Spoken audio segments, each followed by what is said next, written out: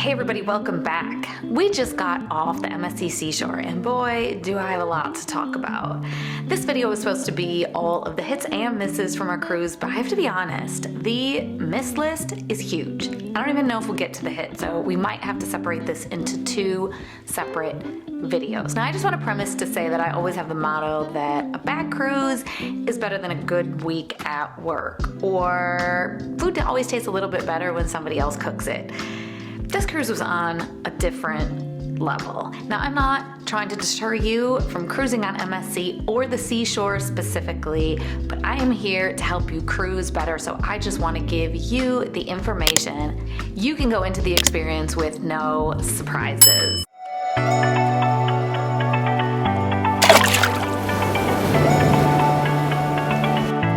So let's start from the beginning. The issues for us started even before we boarded the ship. This cruise, we were booking 3 rooms, 2 families split up into 3 different rooms. One of the rooms we did not add on the drink package. So 2 of the rooms had it, the other room did not.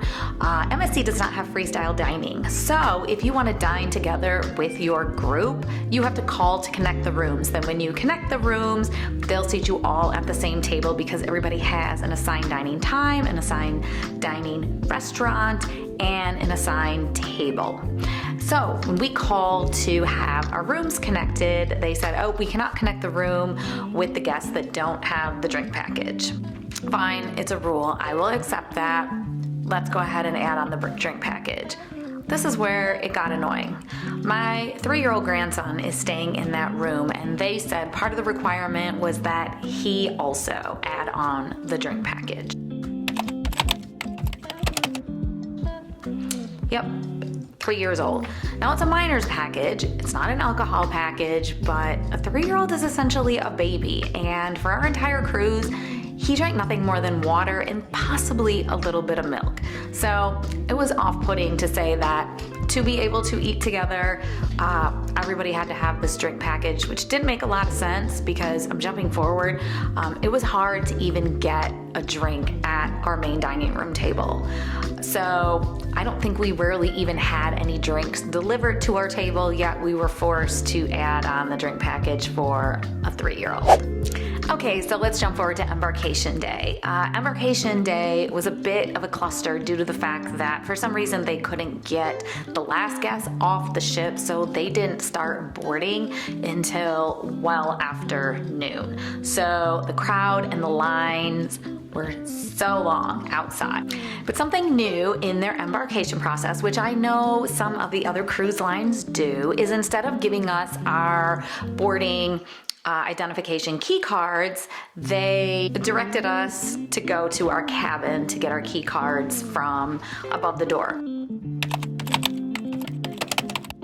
So we did that because you kind of have to, since if you want to purchase anything, you need your key card to make a purchase. So we got on board and wanted to go get the honorary first drink, but we couldn't until we got our key card so that we could pay for them.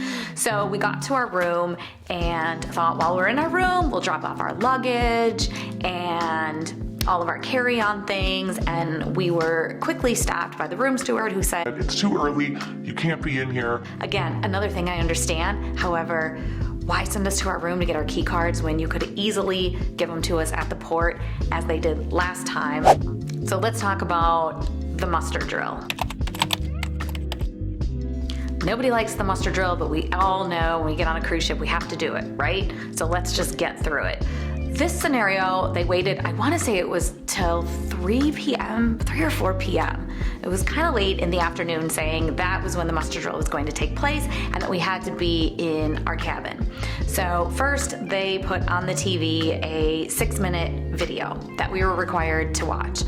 After the video, you had to call a number on your phone to prove that you were in your room actually watching the video. Then you had to wait for an alarm. And at that point, we all had to make our way to our muster station. It was a cluster, and this is one of the things that was repeated over and over on our Facebook group by the rest of the people that we cruised with as a miss. So mustard drill is definitely a miss. And just to compare really quickly with NCL, because we had just done an NCL cruise, how NCL does their muster now is you watch a video at home when you're doing your check-in on the computer, and then when you get on board the ship, they direct you immediately to your muster station to have your card scanned and find where your muster station is. Brilliant. The next miss. This one's big. I think almost everybody in our group listed it as a miss. Now I did ask that everybody do 3 hits, 3 misses, just because I wanted to get what was the most impactful for everybody, because I'm sure there was more in each category for sure. But the elevators. Completely new elevator system that I can tell you can be very efficient and work really, really well if done right. It is done completely wrong on this ship. You type into the keypad the number of the floor that you want to go to, and it designates one of the 4 cars to your floor. Or the thought is, if everything operates correctly, that every car will be designated appropriately, so you'll just have to go a couple floors up or down. That wasn't the case. I will say that I know this can be efficient because when we stayed at a high-rise hotel in Seattle, this is how they did it. It was so fast and so efficient, but I don't know why it didn't work. Here, if you pressed a floor, you waited and waited and waited and waited, and it got to the point we would keep pressing the floor over and over and over. We would try a floor above and a floor below. Like maybe if it knew that the car was going to be filled up, it would come faster. No, that didn't happen. Kept pressing. Some people would come to the elevator and say, hey, I have a tip. This is what I learned. You just keep pressing it so many times, it starts to assign a different car, and then for whatever reason, that secondary car would come first. Makes absolutely no sense. The only time you could efficiently get anywhere on the elevator was on port days and early in the morning, which means nobody was on the ship. So they need to fix that system, because anytime you had to go anywhere on the ship, it was so frustrating knowing that you're gonna hit that roadblock if you couldn't take the stairs. Now we did get extra exercise, but when you want to get somewhere quick, it was annoying. Next is the main dining room. Again, we all had to get the drink package to be able to dine together. It was very hard to get cocktails. I feel like they were just understaffed. A lot of people complained that the service in general was really bad on this cruise, but I don't know if the service just seemed bad because they were understaffed, which is a huge possibility. The server seemed to want to rush us through the ordering process. Even when he brought the dishes, a lot of times all the starters, salads, soups would come all at the same time, and they all had oddly large dishes. Like a side of macaroni and cheese was a little circle in the middle of the bowl, and then it was on this huge, almost dinner-sized bowl. So if you got that for an appetizer and you got a Caesar salad, that he just would start stacking wherever, not stacking, because they wasn't piling them on each other, but they just started placing them all over the table that we had to, oh, there's a little corner over there that you can fit some. To me, and especially for this cruise, we were dining with family members that had never been on the cruise before, and a lot of times during the day, there's a lot of hustle and bustle, there's a lot of activities going on, excursions that you're doing, or going to the pool. Part of a cruise experience for me is the dining, and it's usually a relaxing experience. The food is good, and it's time for us to all catch up on what we did throughout the day, and it just missed the mark completely. So let's move on to food. So we're still in the same dining room, and the food was rough. I will say all the time, food tastes a little bit better when I'm not cooking it. This was the one time that I just couldn't finish my food. My Caesar salad, the dressing was warm, so it was as if it was sitting under or near a heat lamp. One of the appetizers that we all got was the guacamole and chips, and it was a huge dollop of guacamole on each chip. It was 3 chips, 3 dollops of guacamole. First of all, there wasn't enough chips for the amount of guacamole, but second, the guacamole had sat on the chips so long that the chip was mush. It wasn't even crispy. You didn't get what you thought you were gonna get. Like the night, we were all excited for the carne asada, which is typically a Mexican seasoned, marinated, sliced steak. And we thought it was gonna be one of the highlights of what we had eaten. And instead, we were delivered pot roast. literal shreddable slices of beef with a brown gravy. There were no Mexican seasonings at all, and it didn't emulate a carne asada even a little bit. It was a great pot roast if you wanted pot roast, but if you didn't, it just was disappointing. Now on our last MSC cruise on the Meraviglia, I kind of learned that their entrees could be hit or miss, and they did really small portions, which I liked because then I made the strategy of ordering a few different entrees. And so this one night I ordered 3 entrees thinking if any of them is terrible, I don't have to worry about it. I'm not wasting that much food, but then I'm more likely to find one that's really good.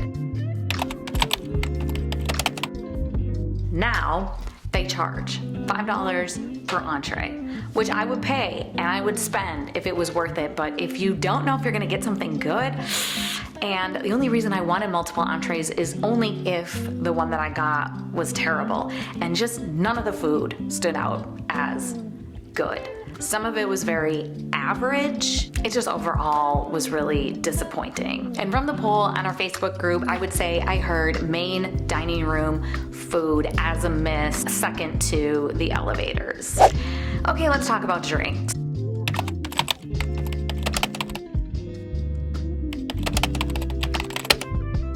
Service was Really slow. and when I say really slow, I mean waiting a half hour for drinks. Now I know part of the problem is guests, and I think everybody had the struggle not getting great service at the bar, so it kind of became the norm for people to skip. It was frustrating. I don't want conflict during a cruise, and sometimes you kind of feel your blood start to boil when people are cutting in front or just showing up. If you've been standing here with your card waiting for service, knowing it's been 30 minutes. Again, I don't blame MSC or their people. I think that it's highly likely that they were understaffed and they just couldn't keep up with this ship that holds like 5,000 guests. We definitely did not get our value with the drink package because it took too long to get drinks. We got to the point that if one of us got in line, we would order 6 drinks just to save on the aggravation of having to continue to come back and wait and wait and wait. And this happened at the pool, the sports bar, it happened everywhere. Drinks can be difficult, order a bunch. Okay, since I'm talking about drinks, this is something I want to bring up. Now, MSC's drink menus are widely available online. You can just Google. One of the most popular drinks right now is like a sugar-free seltzer, like a White Claw. They don't have any, not one brand, not one flavor. They do not have any canned seltzer drinks. The closest that they had was the Apple Orchard, I think it's called apple cider drink. Otherwise, it's beers if you want something in a can, and I'm pretty sure that's it.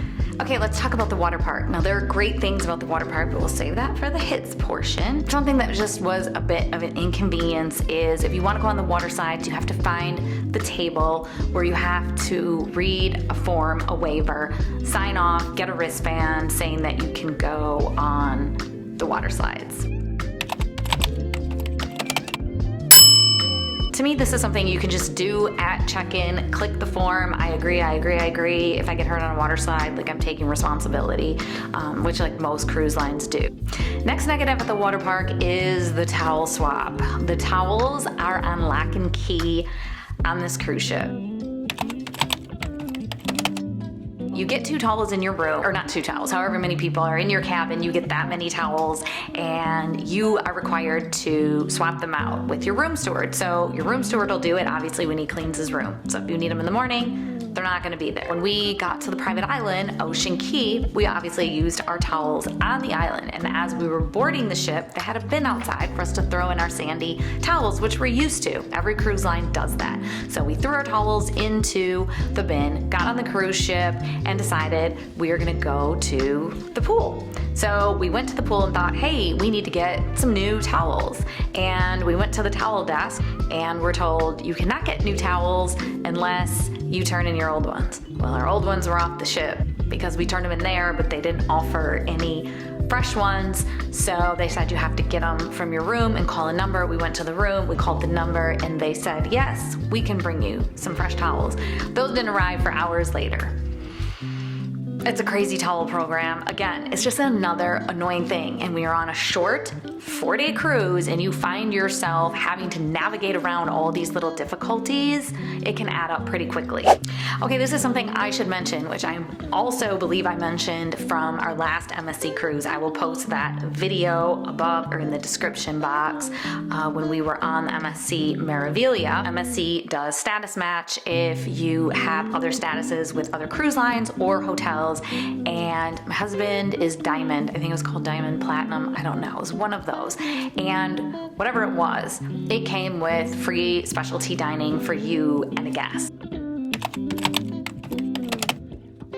Well, my husband's guest, because the way we booked our rooms, they don't let you just book 2 teenagers in a room. So we had to book me with one of our teenagers and then him with one of our teenagers. But obviously, that's not the way we slept.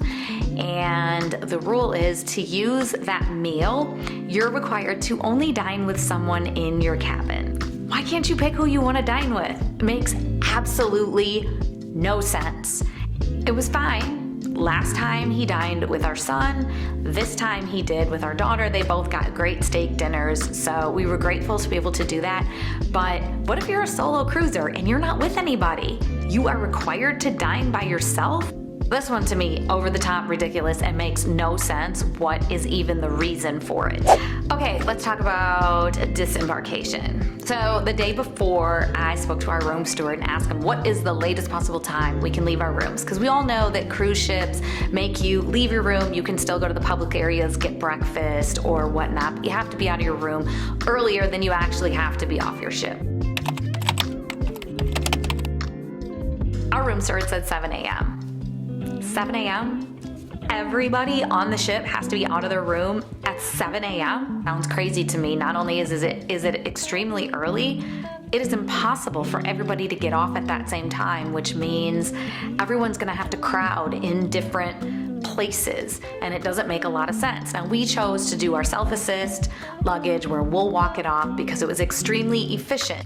You're the first ones to get off, so we walked right off. So we thought, well, we gotta be out of our rooms. Let's just get up early, get ready, and just get off the ship then. No, apparently everybody else had that idea because since they had to be out of their rooms anyways, everyone thought, let's just get off the ship. Now, Tony from Lolita Loca talked about this in his video. He just was on the seashore, I think a couple days before we were, for an overnighter, and he was talking about how he and Jenny got a spot in the common areas early so that they could pop into the line and get off as quickly as disembarkation started. Well, the lines were even filling up then, he said, which makes sense that when we went to get off right at 7:30, they literally had us walk through the entire ship, through the theater, all the way back around the entire perimeter of the cruise ship. I mean, the perimeter on the inside. It was so bad. My grandson and these poor kids, they're young. He got so frustrated and he's like, we're right back where we started. And we all just like died laughing because it was like really cute. But I think it's because they had so many people in line. They had to make the route so huge so that there wasn't a big cluster. So why push everybody out at 7 a.m. just to have everybody tripping all over each other? Speaking of disembarkation, it gets worse because we finally see the exit door. We're there, we're getting off, we've made it to the end of this 4-day cruise. They scan my daughter's card and it says, your fees have not been paid, your daily service gratuity fees. What? That makes no sense to us. When you get on board, you have to add a credit card to each one of your rooms. We did, and we knew that we did because I didn't owe any fees, my husband didn't owe any fees, but something that we didn't know was we had to add the credit card not only to the room, but to each person in the room. So while we thought we all were covered with the one credit card that we added to each room, it didn't apply to the kids or their gratuities. So they moved me over out of line to go to a kiosk to pay their service fees. This happened for our whole family 3 rooms, none of the kids' gratuities were paid. Everybody was annoyed because we got in their way when we were trying to get to the kiosk to pay for our gratuities. What a way to end the cruise. None of these things are terrible. It's just that when you're on a short cruise, it builds up quickly, makes the whole experience start to feel stressful because you're being met with so many stressful situations that no matter how many times you try to talk yourself out of the fact that it's difficult, hey, I'm on vacation, just relax, you know, when you're waiting in line for drinks for a half hour plus, like, it's okay, I'm not at work, like, relax. We said that to ourselves a lot. I have to say, this cruise ship is stunning. It's beautiful. I think your experience is always what you make of it. So we really did have a fantastic time. So this is where I need to get into the hits, but now I feel like this went really long. So I might do it separate on a separate video. So let me see how long this is. Please click the share and subscribe, okay? I promise you, there are some hits.